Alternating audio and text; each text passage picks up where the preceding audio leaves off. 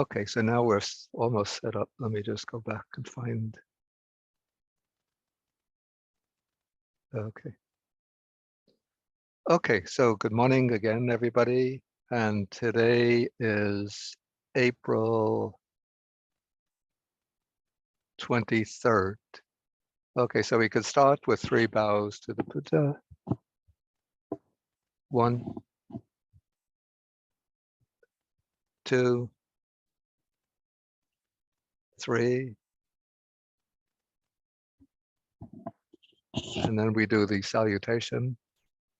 Namo tassa bhagavato arahato samma sambuddhassa.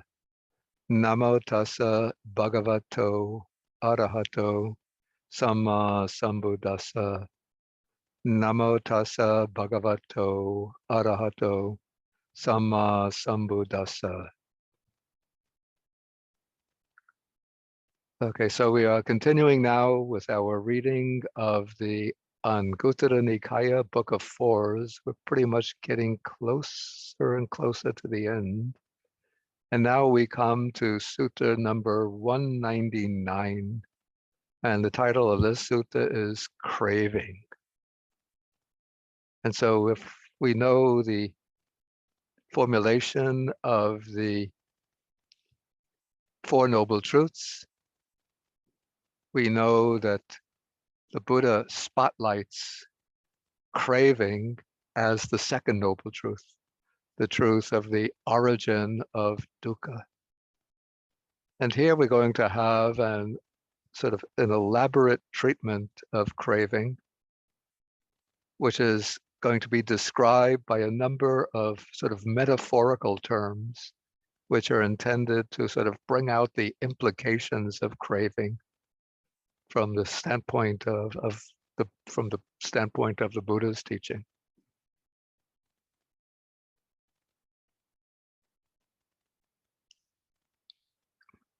Okay, so first we'll take the translation, then we'll look at the actual original Pali words to get their implications. So the text begins with the Buddha declaring that he's going to teach about craving, and then he uses these terms to characterize craving. He calls it the Ensnarer, a stream which is widespread, spread out, and then visattika, which is sticky, a kind of glue, something to which everything adheres.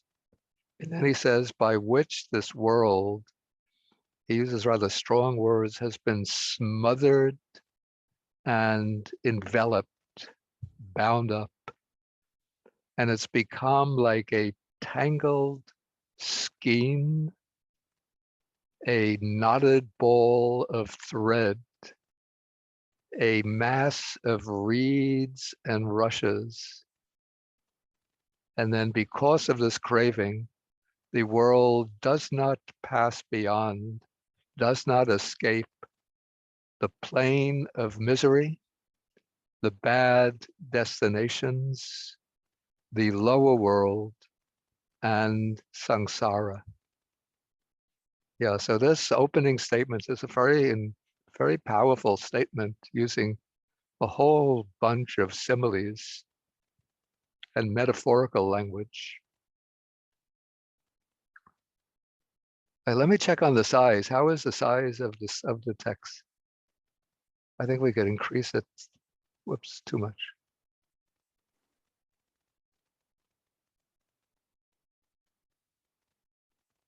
I think this should be good.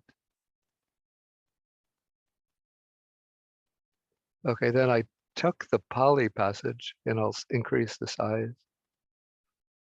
Okay, so the Pali word that's translated as craving, in Pali, it's tanha, and it's related through some distant etymology to the English word thirst, which we can see if we take this more clearly, if we take the Sanskrit word trishna. So if you look at the Sanskrit word trishna, you can see the word thirst embedded within that word. So tanha is a kind of desire similar to thirst, seeking satisfaction, seeking to be quenched. So already the word tanha has a kind of metaphor within it, the idea of thirsting for something. And then the terms that are used to describe it are also somewhat metaphorical. We have the word jalini,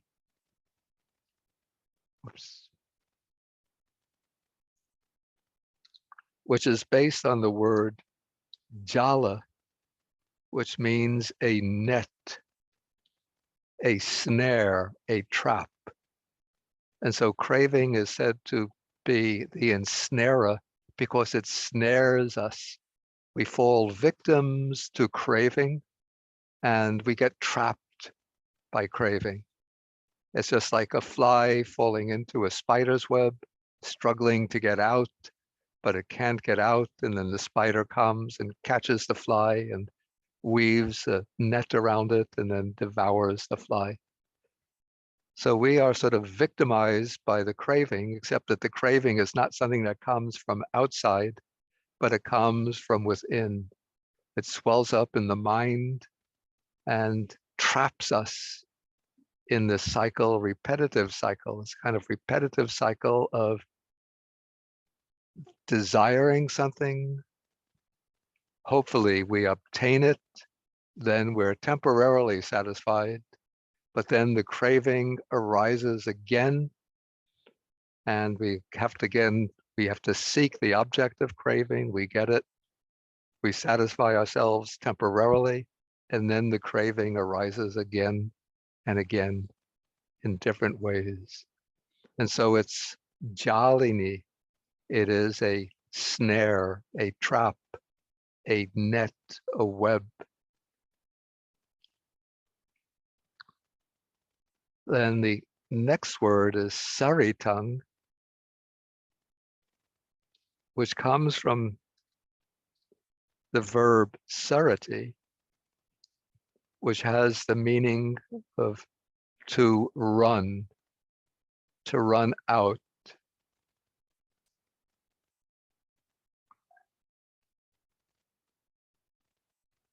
And so the nature, in fact, a stream, one of the words for stream in Pali is sara,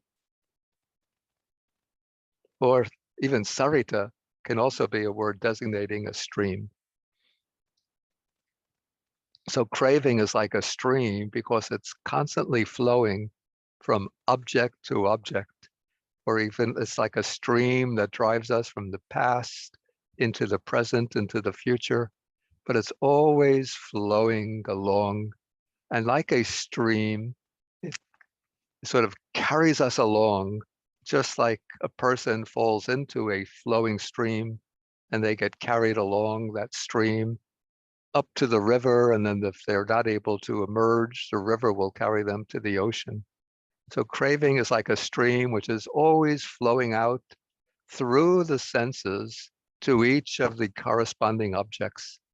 So we have craving flowing out through the eye to delightful visible objects, craving out through the ear to delightful sounds, through the nose, through the tongue, seeking delightful tastes. So now, nowadays we're sort of trapped here in the monastery. So every day we have very delicious Chinese food, but it gets a little bit boring after a while. So you think, I would like to go to Indian restaurant or Mexican restaurant, or what else do we have around here? Indian, Mexican, Japanese, Italian. Italian. Yeah, Italian. I've only had Japanese food a few times and I found it a little bit flat. Okay, maybe I didn't get the right dishes. Okay, so Italian is very tantalizing. Okay, so craving is always through the tongue, seeking delightful tastes, through the body, seeking delightful tactile sensations, and then especially the cravings with the mind always constructing, images, imagining things, creating, stories in the mind to which one becomes attached. So it's the nature of craving to flow on from object to stream. And then it's visatang, visritang in Sanskrit.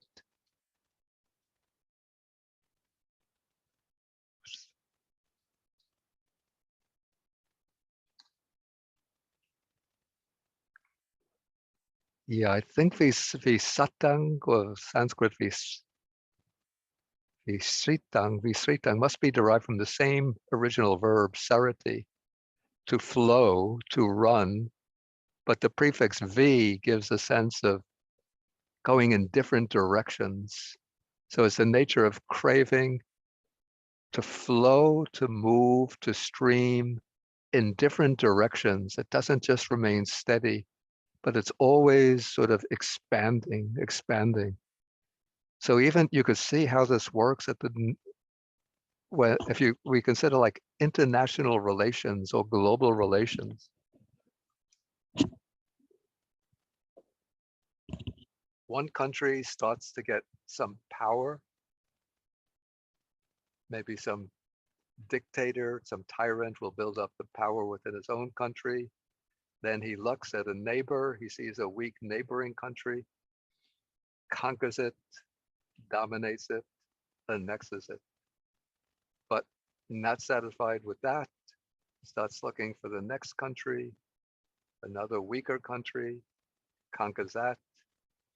And if that country is a source of valuable resources, gold and silver, heavy metal or precious metals for construction purposes, oil, gas, and so on, it'll annex or dominate that country. And so in principle, the craving, when it spreads out, it's never really satisfied, but it's always spreading more and more over wider and wider areas, which is why to control the craving, you have to emphasize a property called sangvara, which means restraint, blocking, closing. So when the Buddha speak about sense restraint, we saw this in the last class.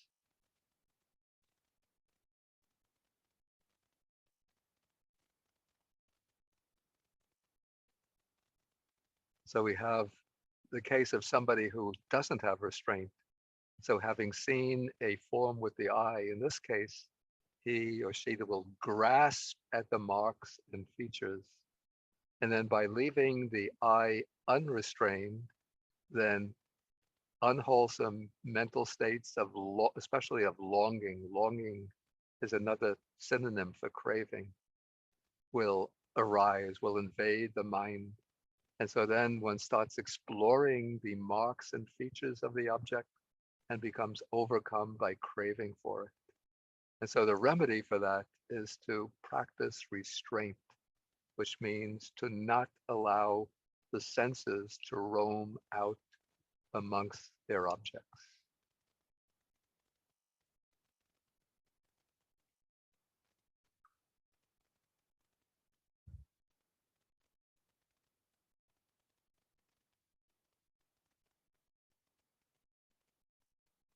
Okay, so it's widespread, it's always sort of flowing out into wider and wider expanses. So if people could be satisfied, maybe this is the way cultures develop, is through the spreading out of craving. And so, we build up from villages to towns, from towns to small cities, from small cities to large metropolises. And so even culture or civilization keeps on building up through craving for more power, more control, more domination. And then the last word we have of this string is visatika, which is based, I think, on the verb sanjati, which means to stick. So craving is like a glue, a gum. And once we have craving for something and then we latch onto it, then we become stuck in that. This is compared to, there's a simile as occurs in some suttas of the way the hunter catches a monkey, that they have a kind of glue or gum, they call it monkey glue. And when the hunter wants to catch a monkey, I think in some parts of the lower Himalayas, they eat monkeys. Sorry, but that's what they do. So they put this glue on the branch of a tree, and maybe it has an enticing fragrance to it. And so the monkey, an unwise monkey, comes over to that glue and is curious about it and reaches out with its paw to touch the glue. And then once it touches the glue, say the right paw gets stuck. And then the monkey thinks, now I will get free from the glue using my left paw to release the right paw. So he puts the left paw over, and then the left paw gets stuck. Then he thinks, well, I'll use my right foot. So he puts his right foot there to try to push away from the glue, and the right foot is stuck. Then the left foot gets stuck. Then he thinks, I'll use my snout to break free. And he puts his snout to the monkey glue, and then the snout gets stuck. So the monkey is stuck in 5 places. So that illustrates the way craving functions like a gum, like a glue, to which beings get stuck. And then in that sutta that I have in mind, it's in the Anguttara Nikaya, the chapter on Satipatthana, chapter 47. I think it's around Sutta 8 or 9. The Buddha says that this is what happens when the monkey wanders outside its proper domain.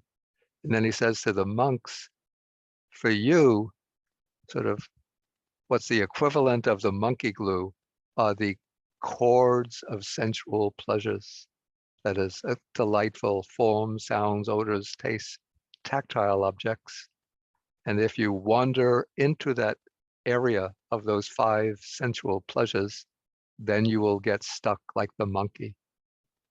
And then the antidote to that is the practice of mindfulness and clear comprehension. Okay, so those are the synonyms for craving. And then the Buddha goes on to elaborate what happens when one yields to craving. And he speaks about the world, since generally it's craving is what sort of governs the functioning of the world. Even you look out today, just consider the world of products, of consumption, the consumerist society. All of the different items of clothing, fashions have to be changed every season, every couple of years, completely new fashion, dresses, suits. If you look at some of the movies from the 1950s, and you see the way men and women dressed in those days, and then you compare them with today, completely different styles. Like back in the days when I was growing up, it was always expected the man will be clean shaven, but now it's become kind of stylish.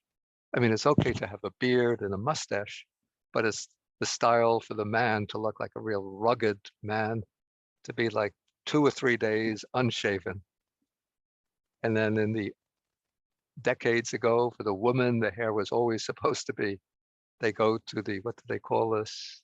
The one who styles the hair. Not hairstylist. They get something called a permanent, which is a bit ironic from a Buddhist point of view, because nothing is permanent. But you go to the hairstylist she would go to get a permanent.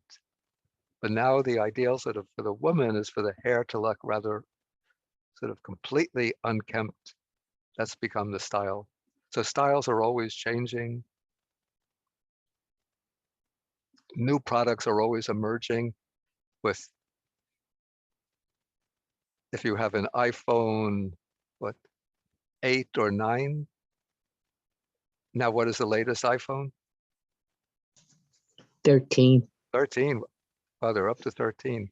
So Yes, somebody Bhante. who has an iPhone 10 now looks at it and it's useless, worthless, throw it away, get the latest iPhone. And automobiles, designs are always changing.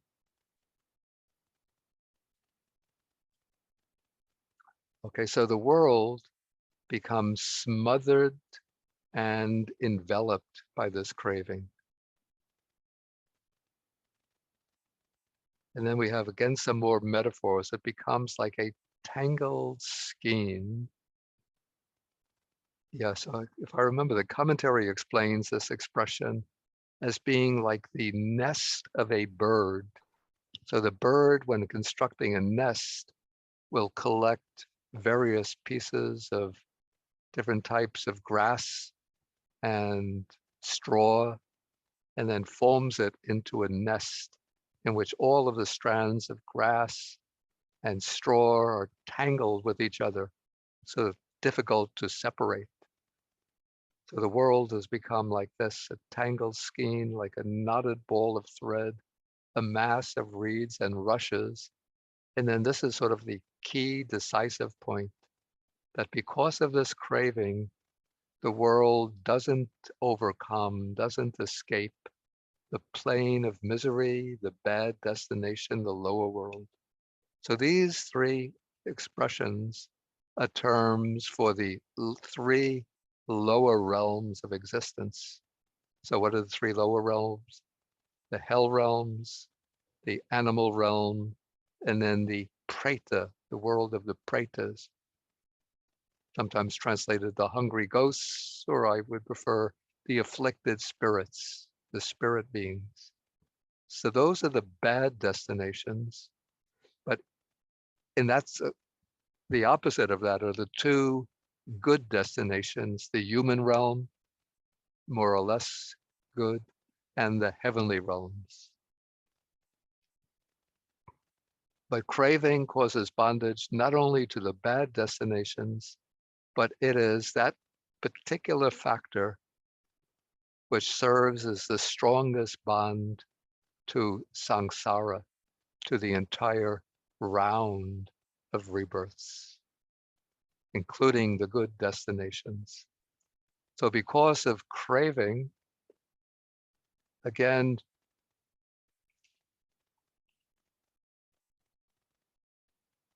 craving for a good future existence, to continue on, to take rebirth back into the human realm under good conditions, or in the heavenly realms, people will create wholesome karma, good karma, but karma of the mundane type, by practicing giving, observing precepts, developing good inner qualities like kindness, compassion, generosity, and so forth. So all of that is praiseworthy, valuable, and it creates the wholesome karma that leads to a good rebirth.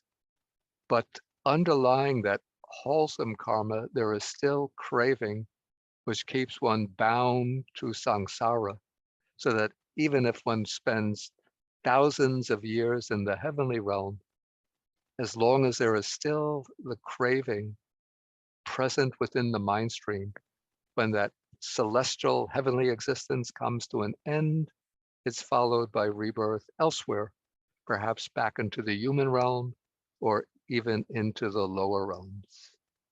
So craving is like, another sutta calls it the seamstress, which sews, just like a seamstress will take pieces of cloth and then with the thread will sew the pieces of cloth together to form a garment.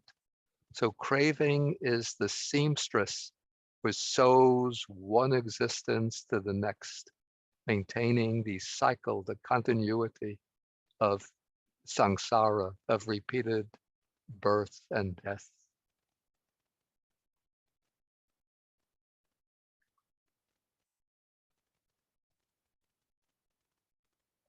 Okay, so now the Buddha is now going to elaborate on the different types of craving, the different forms that craving might take.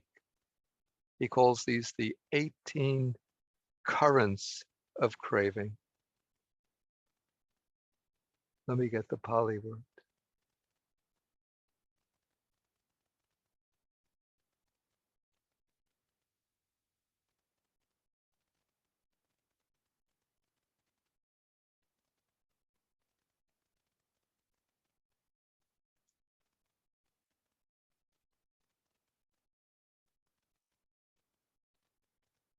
Yeah, the key term here is tanha vicharitani, tanha vicharita. And if you know a little bit of Pali, if you come across some formulas, you could see this word vicharitani is related to, is a word that occurs in the formula for the first jhana, vichara. We have vitaka vichara, which I translate as vitaka as thinking, vichara as examination. And it comes from the verb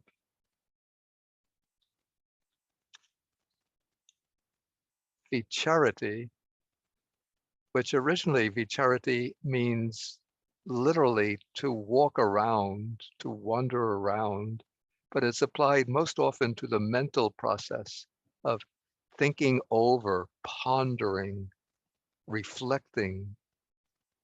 And so these are said to be,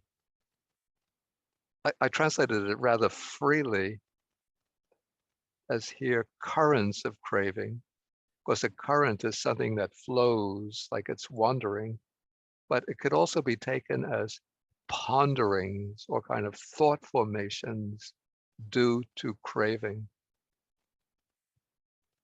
And the text says that there are 18 related to the internal and 18 related to the external. And I have to say, I have to confess, sometimes there are things that I don't understand very clearly. And this is one of them.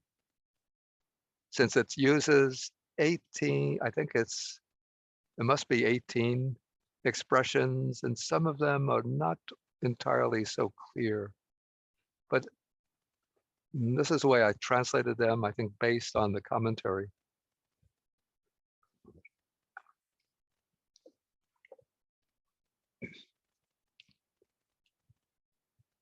Okay, so of the 18, we have the fundamental notion, the one that underlies all of the others,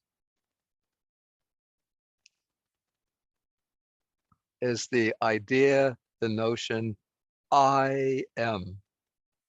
In Pali, this would be asmi. Let us just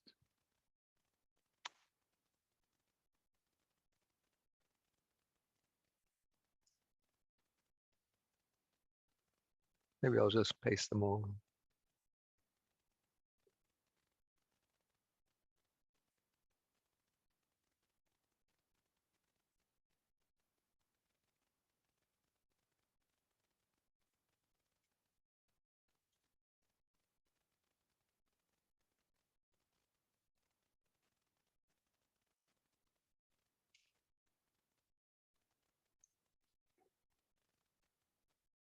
Yeah, so this, the root idea, the most basic idea is asmi,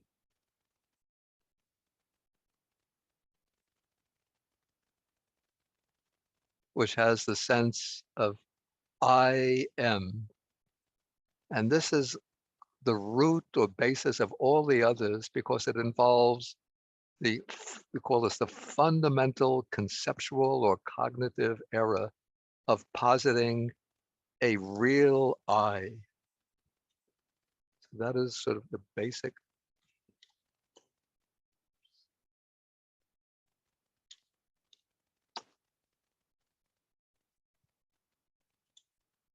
Taking it to be something that we could identify as I. And this is even before the notion of the self arises. So the notion of self implies some kind of conceptual elaboration or conceptual formulation. But before the conceptual formulation takes place to arrive at the notion of myself, there's this more natural, spontaneous, automatic idea of I arises. I am. There's some I sort of at the center of my experience, that the experience converges upon a real I am. And then once we grasp upon that notion, I am, then we try to elaborate upon it and give it some meaning, some significance, some content. And that's what's indicated by the following expressions.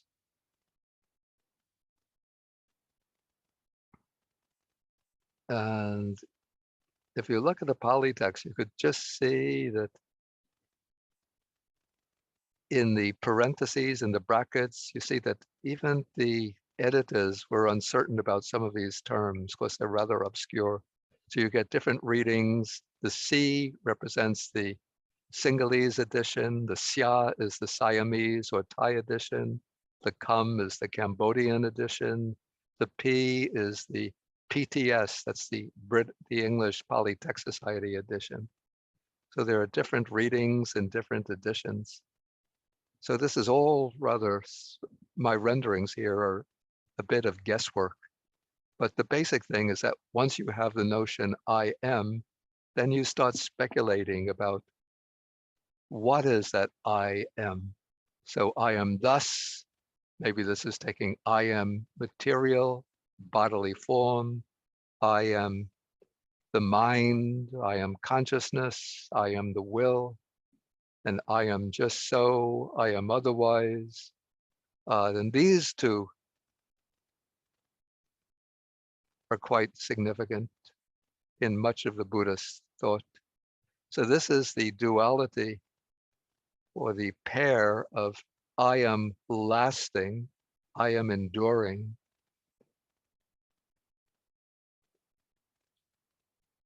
which is taken to be the idea of permanence or eternalism. I have the I is permanently existing, eternally existing. The self will last forever. And then the other is I am evanescent, I am transient, I am impermanent. Actually, yeah, so this is the idea that there is a self, an I, that is annihilated at death, that is completely extinguished at death and doesn't survive death at all. Okay, then we get some other speculations. Again, these are somewhat obscure. I may be thus, I may be just so, I may be otherwise. Then this seems to be, the next one seems to be expressing an hope or an aspiration. May I be thus, may I be just so, may I be otherwise, and so on. Yeah, I can't really explain in detail the meaning of all of these terms. Let's see what the note says. It just says that I translate these phrases, some obscure, with the help of the commentary.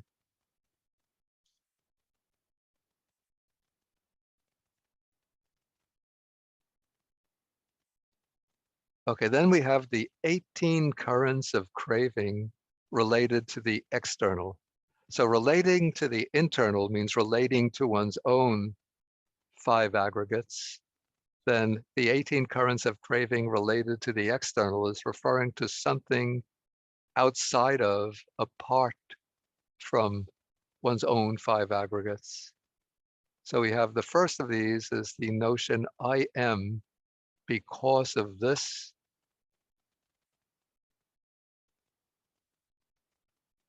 Yeah, and then in my note, I say that the passage is rather obscure as it stands. And then what I speculate, this is my own conjecture, that because of this could have meant that I am, I exist because of the act of creation by a god, or because of some kind of primordial matter, because of chance, because of fate or necessity.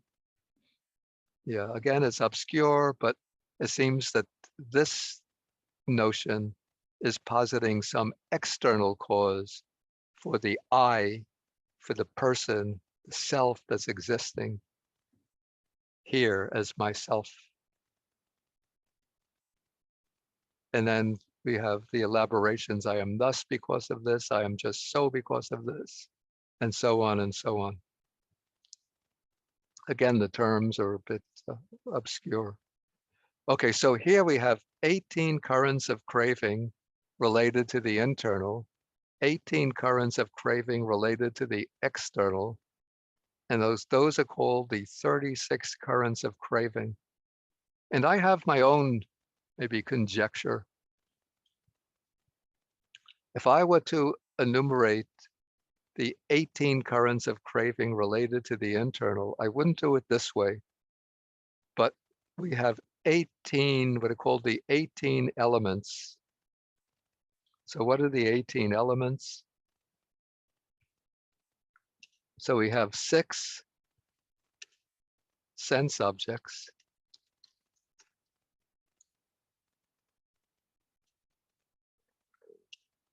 6 sense bases,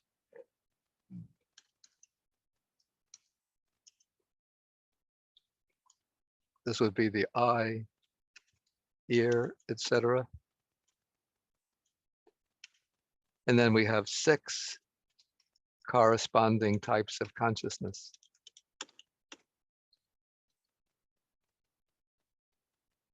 So that would be eye consciousness, etc. So we have 6 sense objects. Those would be forms and sounds.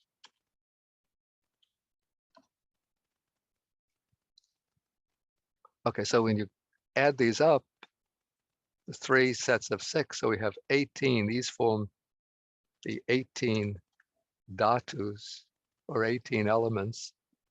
So we could speculate, perhaps originally, that the 18 types of craving referring to the internal would be the craving to the form of one's own body, maybe the craving for the sound of one's own voice, craving for one's own odor, own taste, doesn't make good sense. Craving for the touch of one's own body. Okay, then there would be craving that latches on to the 6 sense bases, because those are the instruments for experiencing the world. And then the craving latches on to the 6 types of consciousness. So that seems pretty clear. So that would be 18 types of craving related to the internal. And then we could have 18 types of craving related to the external. Again, some of these are a little odd, but you could have craving for the 6 sense objects manifested through another person. Say a man is in love with a woman, craving for the form of that woman, for the sound of her voice, for her odor, for the taste when they're kissing, craving for the touch, and then craving for the mental image or idea of her. And also maybe craving to see different forms, to hear beautiful sounds, to smell variety of odor, of fragrances, to taste variety of delicious foods, to experience different tactile sensations. It's difficult to see how you have craving for the sense bases of others or for the consciousness of others. But if we do it this way, we could also get 36 objects of craving. Okay, so we add them up. Anyway, here we have 18 currents of craving related to the internal, 18 related to the external. So together they make 36 currents of craving. And then these 36 currents of craving can relate to the past, relate to the future, and relate to the present. So in that way, you get 108 currents of craving. And that is the way the text elaborates craving. Okay, maybe we could say if there's any questions or comments arising from this. And you have cravings or comments, use the raise hand symbol. I see often after the class, people put questions into the chat box, but I have a rather sluggish mind, limited and sluggish mind. So when I'm conducting the class, I'm not like the younger generation can consult 5 different media at the same time. I'm a dull, sluggish, old guy who can only focus on one thing at a time. So if you have the question, use the raise hand symbol. Okay, I say 2, and then once I call on you, then you lower the hand. So Yong, you unmute.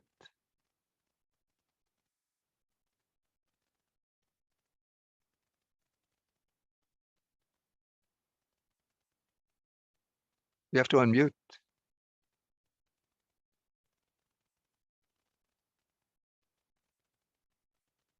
No, you're not unmuted. Okay, Sud. Sud, Thank you, Bhante. Thank you for the teaching, Bhante. In my view, you're not sluggish at all. You're the smartest guy I know. No. Just wanted to ask you a quick question, or maybe a clarification. So, with developing the wholesome mind, especially in like the Samaditi Sutta, they say develop wholesome, what is wholesome, and Yeah. kind of not develop what's not wholesome. Not wholesome. Don't Yeah. develop what's not wholesome. Does this only just get to a higher birth, or should this help in awakening? Then, is it just because here in this case, developing a wholesome craving, I guess, just is still craving? Can you clarify as to why they say right view involves developing what's wholesome? Yeah. Yeah, certainly in cultivating the path, you have to understand the difference between the unwholesome and the wholesome, and we have to cultivate the wholesome. The wholesome is the basis for, advancing to the higher stages of realization. If we indulge in the excuse me.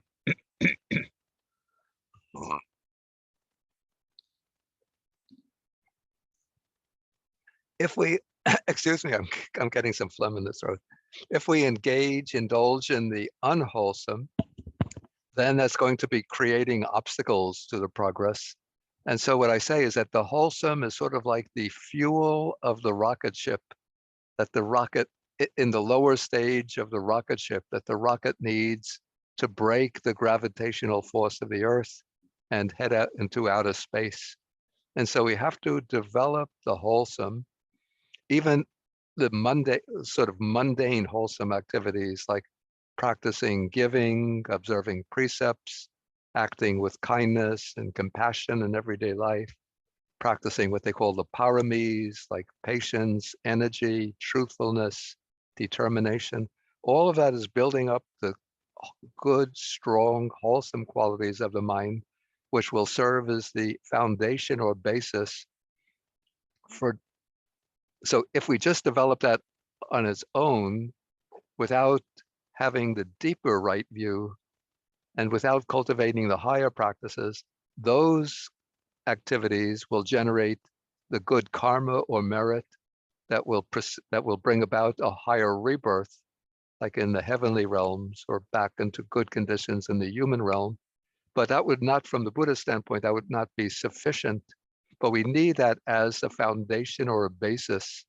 And then with that as a basis, then we cultivate, call this the higher types of wholesome qualities. Maybe I could coin the expression adikusala, This would be like the 4 foundations of mindfulness, the right effort, and the 5 spiritual faculties. And those will be the practices that lead on to the 7 factors of enlightenment, and then bring the attainment of the higher stages of insight and realization.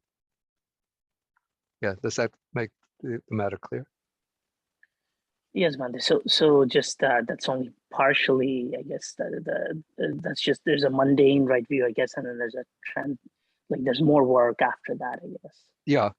That's why the correct. discourse on right view, the Samaditthi Sutta, it doesn't stop with that first section on understanding the wholesome, the unwholesome, and the roots of wholesome and unwholesome. But I think it puts that in the first place because that is the necessary condition for moving on to the higher types of right view, which are elaborated in the rest of that sutta. Gotcha. Thank you. Okay, then Ali Tan. Yes, Bhante. Can Bhante explain the 18 currents of craving related to the external? Thank you. Yeah, I did as best as I could, but as I said, a lot of these terms, first, they're rather unique to the sutta. We don't meet them elsewhere, and they're rather obscure. And as I said, the basic one is because of this, I am. So this is positing an existing I, and then some external cause of that I. And then the rest is just elaborating.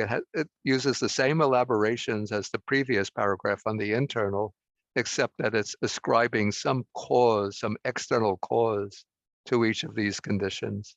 So I am thus, maybe I am material form, or I am the mind because of this. Let us say hypothetically that the this here is the creator God. So it's because of the creative act of God that I have a material body and a mind.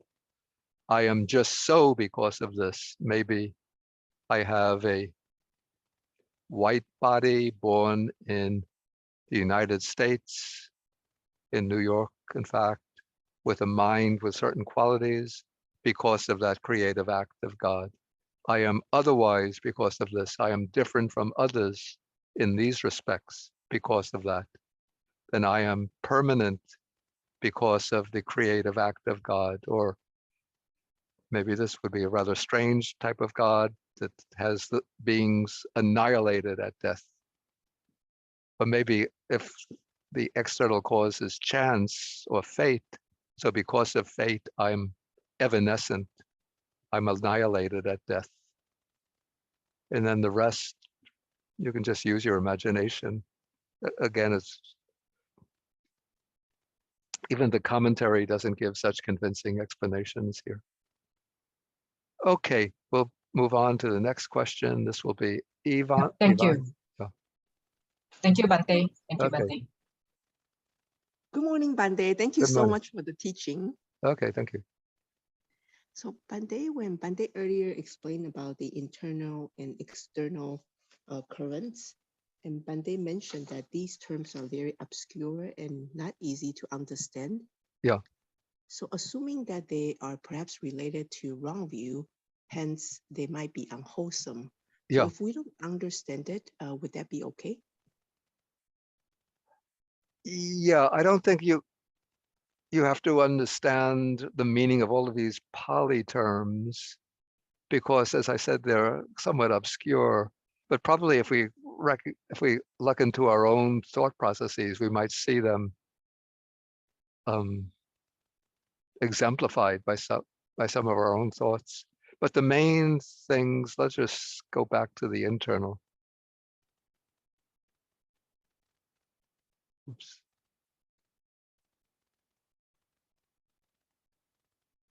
Okay, relating to the internal.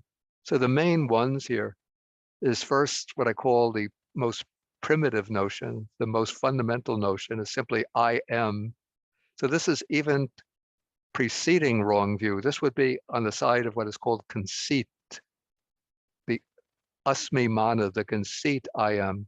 Before the view has formed, there's this sort of spontaneous notion or conviction that there is an I at the center or base of my experience. Then this gets elaborated with I am thus. So this would be moving into the area of what's called Sakaya Ditti, the view in which you identify the self. I am bodily form, or I am one who possesses bodily form, or the self is inside bodily form, or bodily form is inside the self. And so with the other aggregates.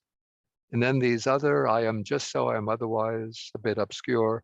But these two that I highlighted, these are quite important in throughout the suttas. I am lasting, this would be implying the view of permanence or the eternalist view, Sasatavada. And I am evanescent, I am transient. This would be implying the annihilationist view. And I may be thus. So this seems to be just a person who is not yet sort of still speculating.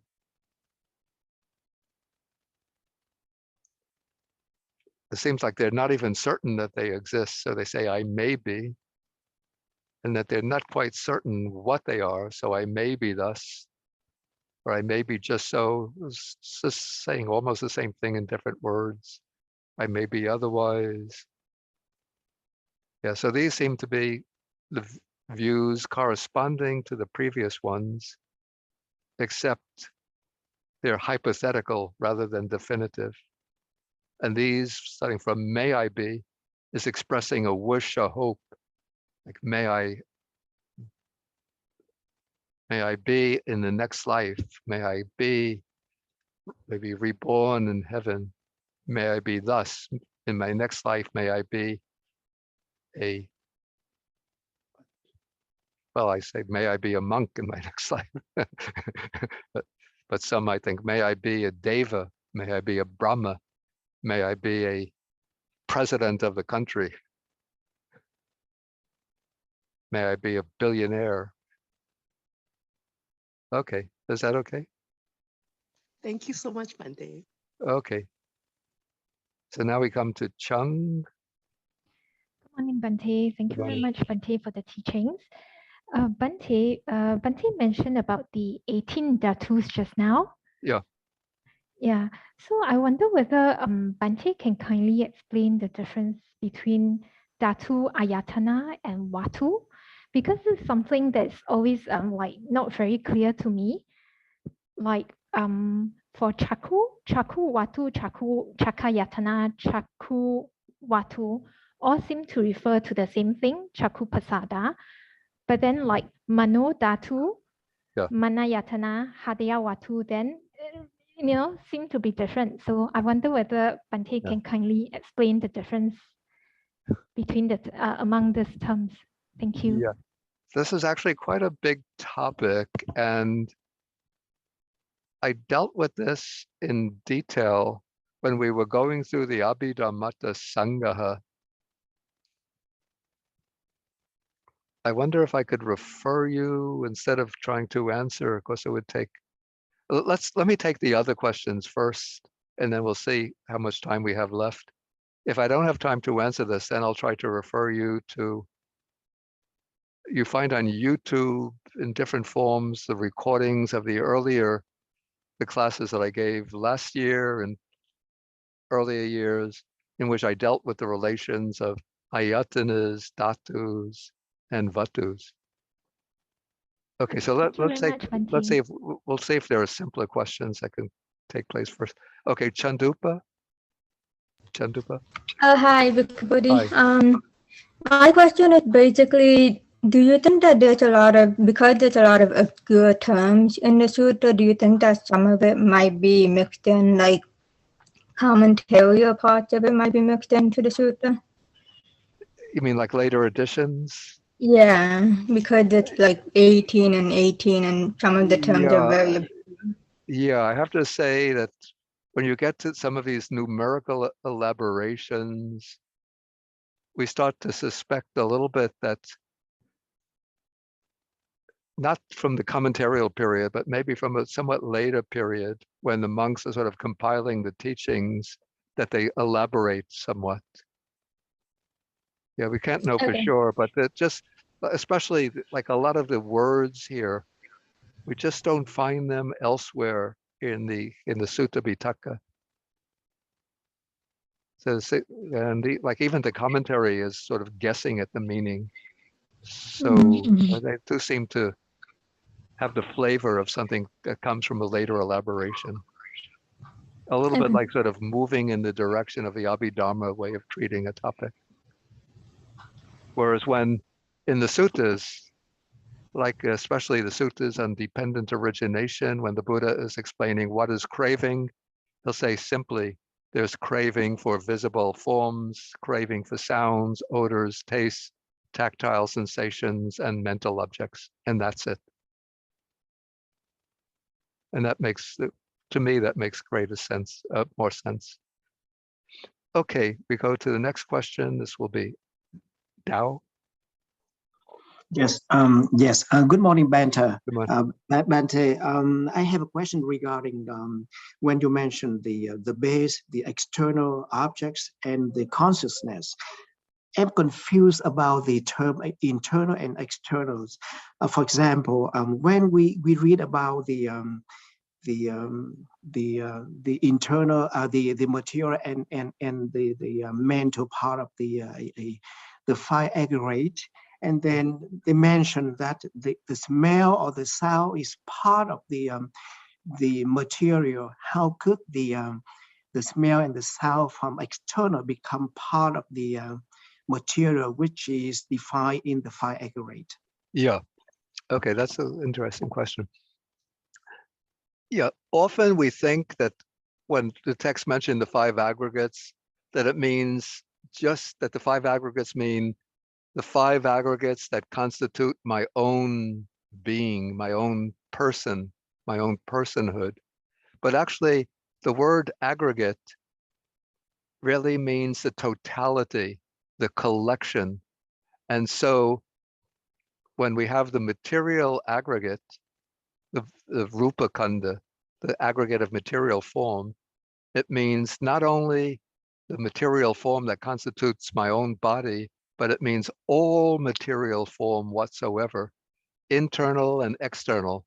So the material form aggregate actually includes the matter that makes up the bodies of all other living beings, all other sentient beings, and also the material of the inanimate matter, the matter of, you know, the soil, the earth, the stones, the rocks, the mountains.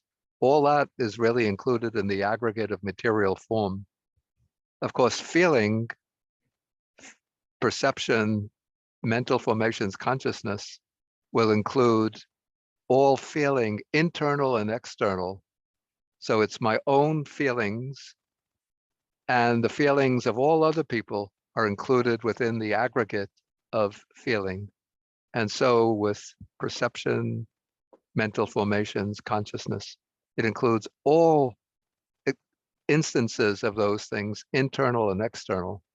But when it comes to the problem of self-identification, what I usually normally identify with as myself would be the internal or personal.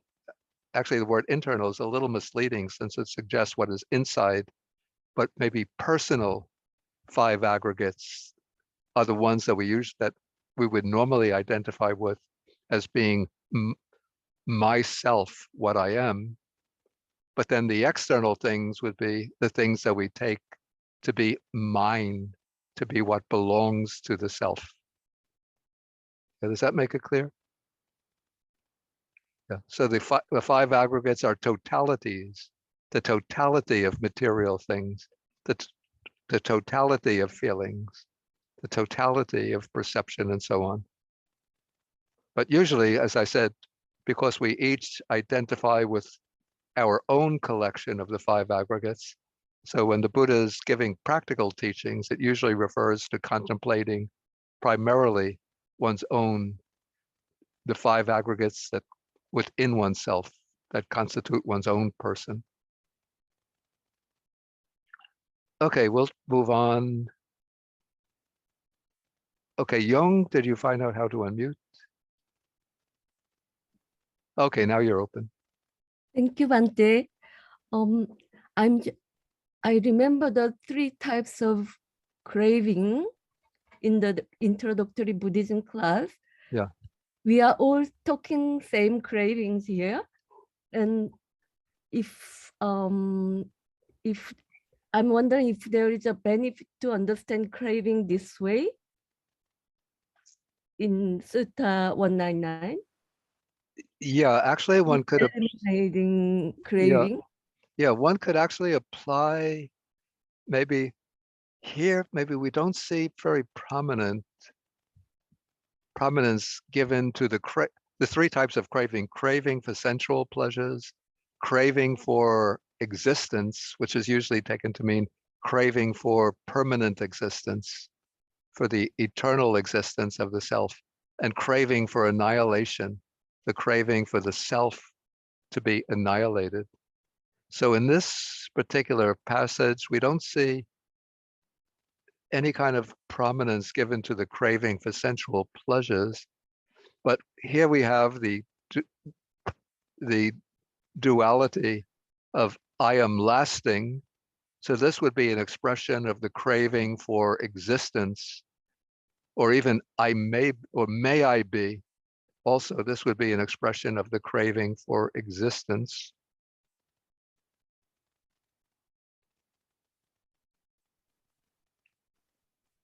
So the conviction, I am lasting, or may I be, these would express the craving for existence, for eternal existence. And then I am evanescent.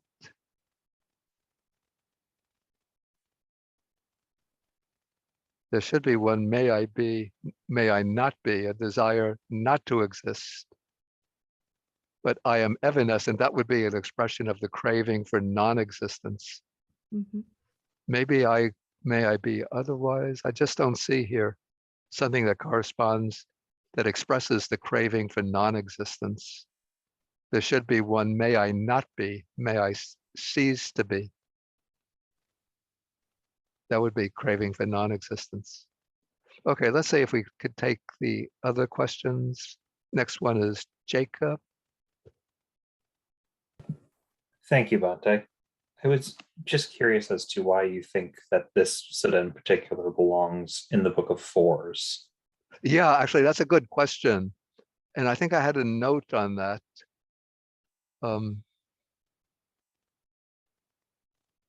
Did I? Yeah, I had a note saying I am unsure how to explain the inclusion of the sutta in the Fours. Then I just give a hypothesis that maybe because 4 terms are used to describe craving, but yeah, I don't really know. And there are a number of suttas included in different numerical chapters that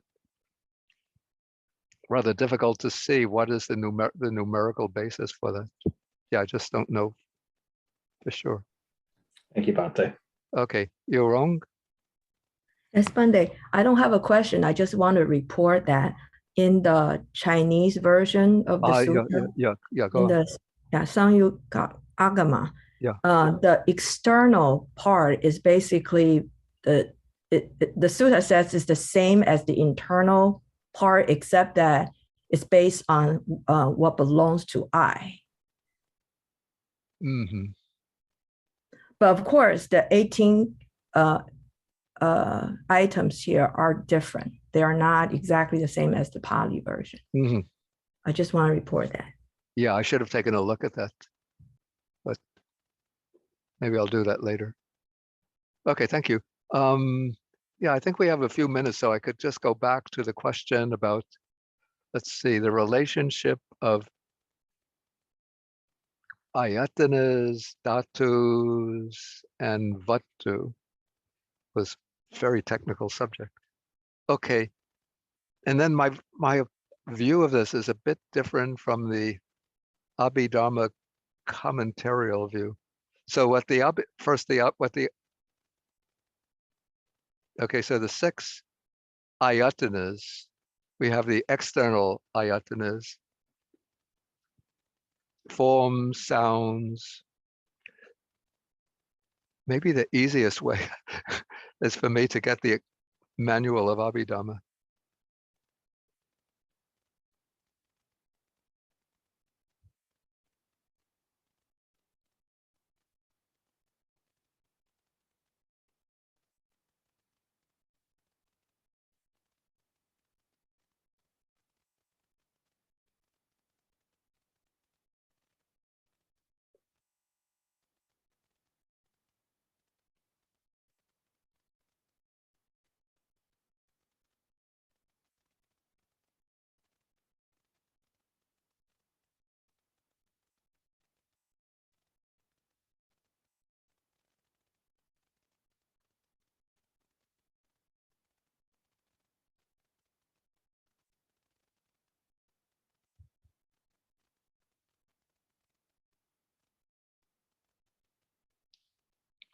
Okay, so these are the 12 sense bases. Okay, so we have the eye base, ear base, nose base, tongue base, body base, mind base, visible form.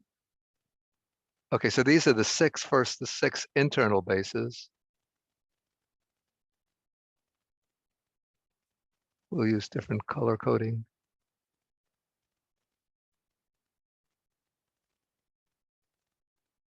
Then we have the 6 external bases.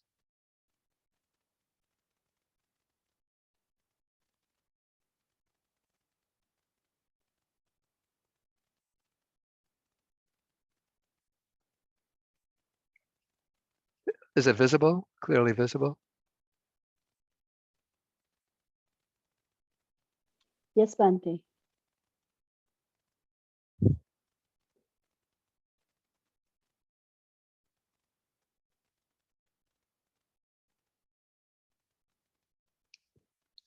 Okay, so no problem with the first 5 in each set, the internal and the external.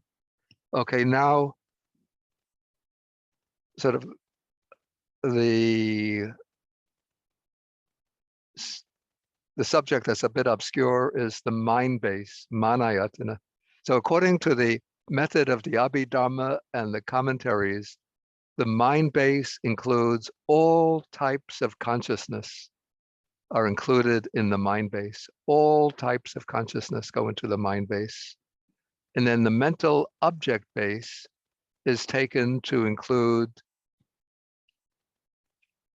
the 3 associated aggregates, the aggregates associated with consciousness. I think, let's see, we have the explanation here.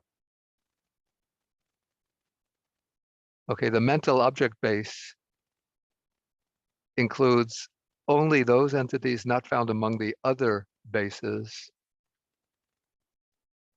So it doesn't include the other 5 objects.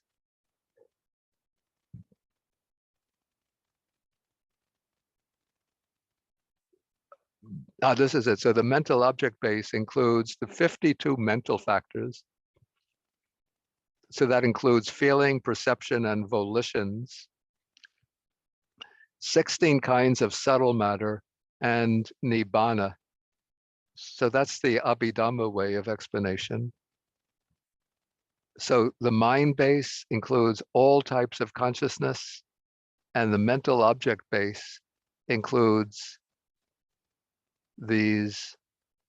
all the 52 mental factors, the kinds of subtle matter, and nibbana.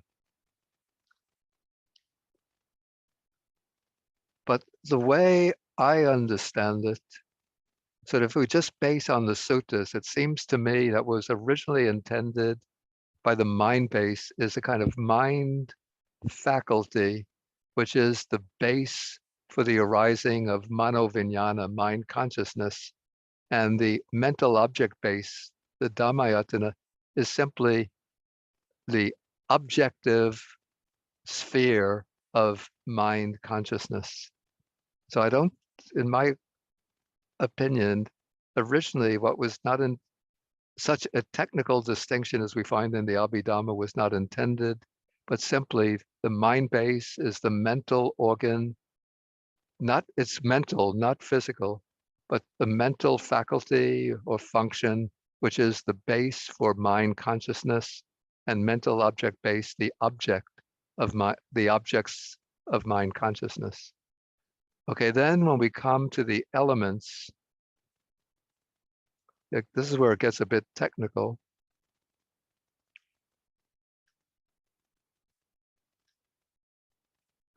Okay, so the additional, what takes place here is that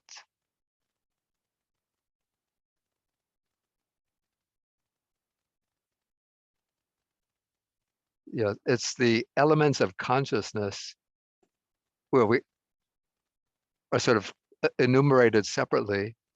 So we have the I consciousness and so on. Actually, to explain this now starts to get too entangling. If you have this book and you could find it online through the Pariyatti website, I think it's available for free download.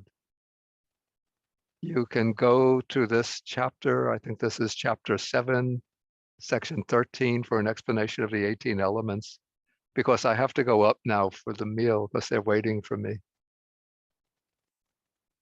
Yeah. And then there'll be another section in chapter 3, which explains the meaning of vatu. Sure, Yeah, so thank you very much, Bhante. yeah, I just don't have time. It really takes a lot of elaboration to. Okay, so I think we'll have to do now to end with the sharing of the merits.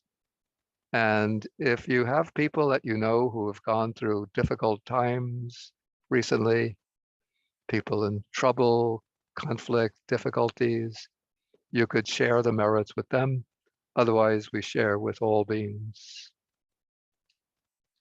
So I'll recite the verses in Pali and you generate loving kindness. Akasata chabumata deva naga mahidika punyantang anumodipa chirang rakantu sasanang. Akasata chabumata deva naga mahidika punyantang anumodipa chirang rakantu desanang. Akasata chabumata deva naga mahidika punyantang anumodipa chirang rakantu mang parang dukkha patachani dukkha baya patachani baya soka patachani soka antu sabepi panino. May those in suffering be free from suffering. May those in fear be free from fear. May those in sorrow be free from sorrow. May all living beings also be thus. Sadhu, sadhu, sadhu. Okay, yeah. Wait, Thank you, Bhante. wait, before we end, I have to mention that next week we won't be having a class. So the next class will be 2 weeks. I think that's May 7th. Okay, so we'll end with 3 bows to the Buddha. 1, 2, 3. And about to Bhante. And thank you all for joining. Thank you, Bhante. Thank you, Bhante. Thank you, Bhante. Thank you, Bodhi. Thank you. Be well, Bhante. Good weekend, Care. Bhante. Okay. Thank you, Bhante. Thank you, Bhante. Okay, thank you for joining. Sadhu. Have a good day. Thank you, Thank you, Bhante. Bhante. Thank you, Bhante. Okay, thank you. Sadhu, sadhu. Okay. Thank you, Bhante. Sadhu, sadhu, sadhu. Okay, thank you. Thank you, Bhante. Okay, I'll have to go up now.